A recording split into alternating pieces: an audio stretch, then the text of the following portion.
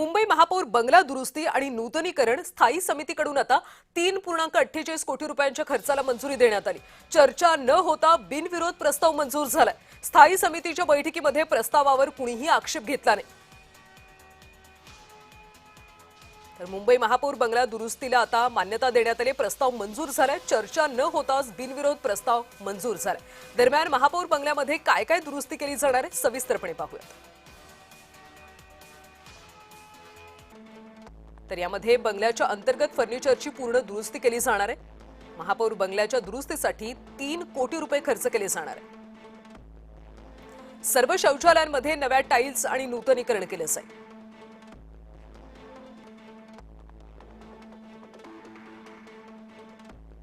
पहिल्या मजल्यावरच्या बेडरूममध्ये अतिरिक्त शौचालय बनवणार।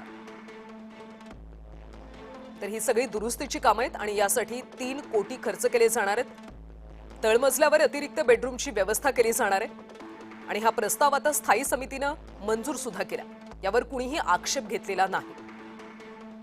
पुरातन पद्धतीची झुंबर आणि प्रकाश योजना महापौर बंगल्यात केली जाणार आहे।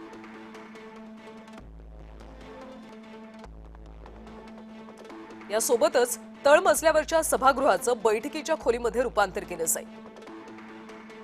गेल्या काही वर्षांपासून महापौर बंगला हा बंद होता अशी माहिती मिळते आणि त्यानंतर आता दुरुस्तीचं काम केलं जातंय। अत्याधुनिक सोयी सुविधांचं स्वयंपाकगृहाचं पूर्णपणे नूतनीकरण केलं जाणार आहे। तळमजल्यावर इटालियन मार्बलनं संपूर्ण फरशीचं नूतनीकरण।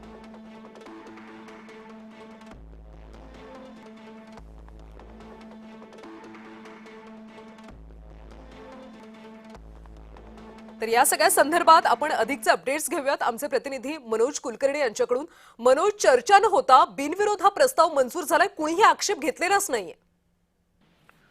अगदी बरोबर। गेल्या काही तीन ते 4 दिवसापासून हा प्रश्न मोठा ऐरणीवर आल्यासारखा विरोधी पक्षाकडनं सांगण्यात येत होतं, परंतु काल जेव्हा हा प्रस्ताव स्थायी समितीच्या बैठकीत आला त्यावेळेस मात्र कुणीही विरोधी पक्षाने यावर आक्षेप घेतलेला नाही। इतका खर्च का लागतोय, कशासाठी देताय, या सगळ्या गोष्टीवर कुणीही बोललं नाही आणि स्थायी समितीने एकाच याच्यात हा जो प्रस्ताव आहे तो मंजूर केला। 3,48,00,000 रुपये बंगल्याच्या दुरुस्तीसाठी मंजूर करण्यात आले आहे। या ठिकाणी